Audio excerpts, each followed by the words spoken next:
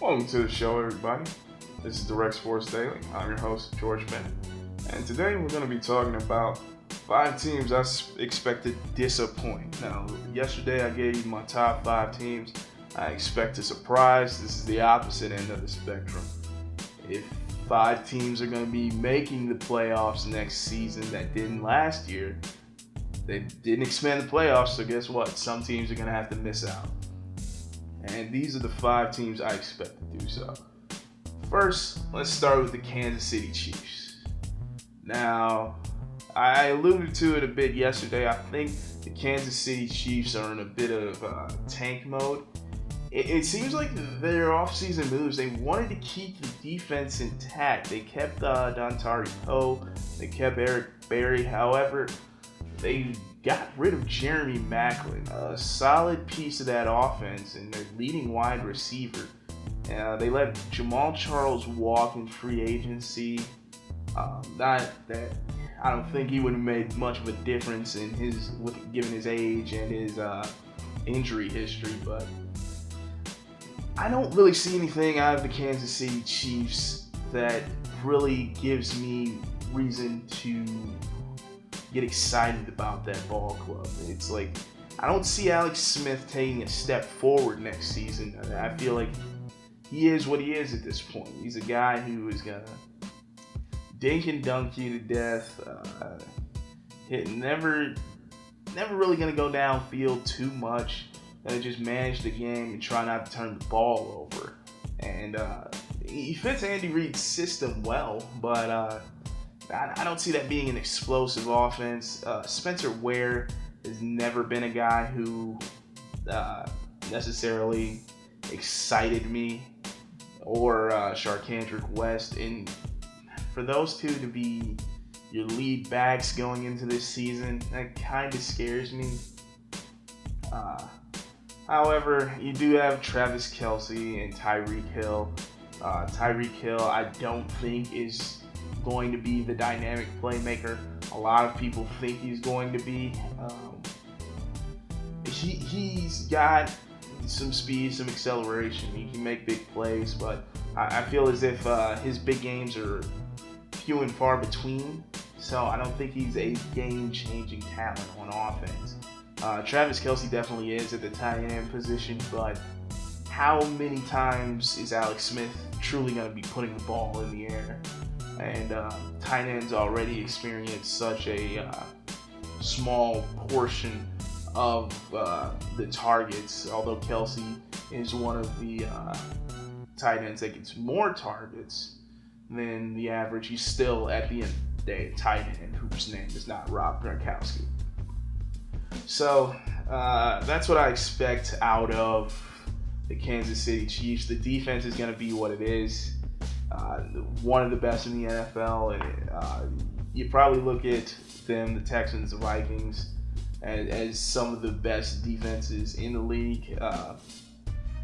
I had a conversation with a few friends of mine. We jokingly said they could win a couple games this year 4-0, just get 2 safeties and have that be the end of it.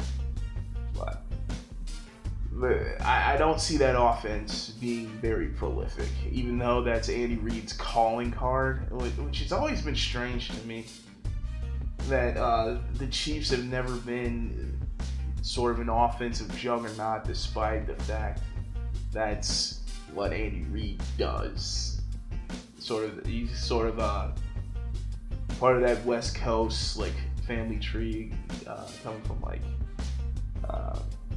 those San Francisco days and the Mike Holmgren and all that. But moving on, the next team I expect to disappoint, and I know this is gonna be a shock to a lot of people, but the Dallas Cowboys. You lost some pieces on that offensive line, and I don't think that can be discounted at all. A lot of people are saying, oh, Dak Prescott, Ezekiel Elliott. We have not seen them play with even the second best offensive line in the league, or the third best, or even let's say the Cowboys have the 10th best offensive line in the league. They had the best offensive line in the NFL last season. and I don't think that's the case this season. So I think both of those guys take a significant step back. A lot of people will attribute it to sophomore slump. I think it'll just be sort of regressing to the mean for both of those guys. I don't see a huge drop off, but I don't think they are the game-changing, dynamic playmakers we saw in their rookie years. Now, Ezekiel Elliott might be that. Dak Prescott, I'm not sold on the guy. I don't think he comes into the league with the physical tools necessary to be an elite level quarterback. Like a lot of people are already putting him on that pedestal.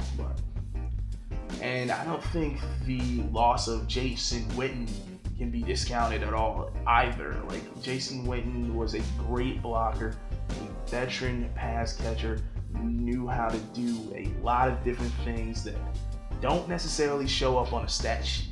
And I think that's almost like losing another part of the offensive line and losing a tight end like Jason Witten. And another thing, the defense never scared me with Dallas. It wasn't. I mean, they got torched by Aaron Rodgers, so it's not like the Packers offense and the Falcons offense and all these offenses are going anywhere. It's you gotta keep up with those types of playmakers that those teams have, and I don't think the Dallas defense could do it. You also lost Tony Romo. He was essentially another quarterback's coach for Dak. I think that sort of hurts him as well. I think another thing that helped him was having a veteran leader like Tony Romo coming and being able to just diagnose things for him on the sideline that were going on during the game. I think Dak is going to struggle in his second season. But moving on to the next team, I think is going to disappoint, unfortunately, my Detroit Lions. And I don't know why I say Detroit. I hate it when people say Detroit. I usually say Detroit, but I don't know. For some people like to emphasize that E. I don't know, Detroit. And I don't see them doing much this. The offseason moves, I like a lot of the pickups like TJ Lang, but losing Taylor Decker is probably what got me off of the Lions bandwagon. Terrell Austin's going to have that defense ready to go. Ziggy Ansah, Darius Slay, two of the most underrated at their respective positions. I know there's talks of them looking at Zach Orr. He could be a potential upgrade after the loss of DeAndre Levy, but cool.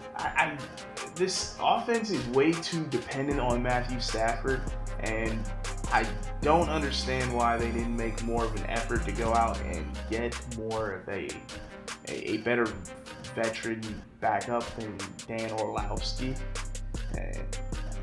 And you got Jake Rudock, who's more of a project. Brad Kaya, who's also a bit of a project. I don't like how dependent this team is upon Matthew Stafford. A guy who has had a bit of an injury history. His first couple of years in the league, he could barely stay on the field. And then this past year, we saw a potential MVP-like season go down the drain because of an injury to his hand. Golden Tate, he definitely took a step back last year. Marvin Jones, he didn't have much staying power after showing flashes early in the season. You're getting Amir Abdullah back, but I can't discount enough, I can't emphasize enough how big the loss of Taylor Decker at that left tackle position is. And if you can get some production out of Greg Robinson, who they stole from the Rams for a 6th round pick, that's another thing. The Rams, like a guy you took 2nd overall, you're now swapping for a 6th round pick. It's like the Jeff Fisher era was rough. I'll just leave it at that. But as far as the Lions go, Eric Ebron, do something, man, please.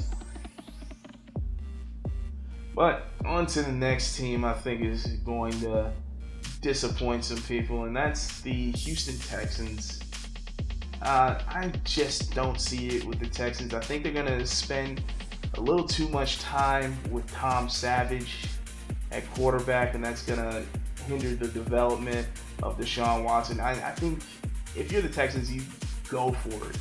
And you just got to play Deshaun Watson from the start. Let him work some of the kinks out. Maybe the fact that there's no real NFL film on him yet, maybe that works to your advantage. You steal a game or two early in the season with him at quarterback. Maybe because you see that sometimes with rookies, they'll have some very good games to begin their career, and then sort of we'll see a tail off. But yeah, I don't really get what the what the advantage of a Tom Savage is. He's not a guy who has a whole ton of NFL playing experiences. Last year was the first time we ever saw him, and he did nothing to really impress. And almost anything would have after following up Brock Osweiler. And he basically helped the team sort of stay their same mediocre offensive course. I think the loss of AJ Bouye in the offseason definitely hurts the back end of your secondary. You're getting J.J. Watt back. So you're going to have the best pass rush in the NFL by far. Between J.J. Watt and Jadeveon Clowney, quarterbacks are going to fear playing the Texans, but defenses are not. DeAndre Hopkins, I thought he got exposed a little bit last season. Maybe he's not in that class of elite wide receivers we thought he was. And Will Fuller, like I said earlier, rookies can sometimes come out, have a few good games to start a career, and then we see him tail off, because that's exactly what happened with Will Fuller. No tape on him. Goes out, explodes for a few big plays the first couple weeks, and then we don't hear from him again.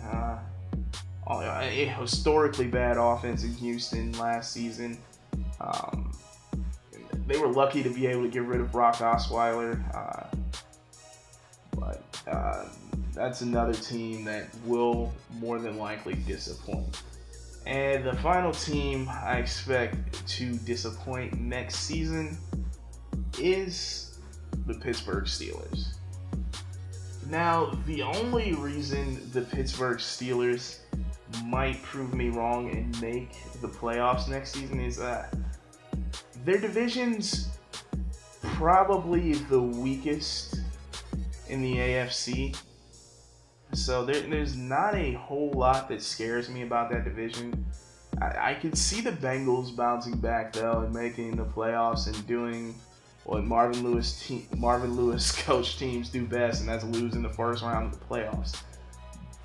But a lot of people are making a big deal about, they got Ben Roethlisberger, they have Antonio Brown, they have Le'Veon Bell. Well, guess what? They've had that crew together for quite some time, and it is not proven to be a combination that's going to win a championship. And I don't think that's any different today. But I think the Pittsburgh Steelers, we could see some significant fall off from them.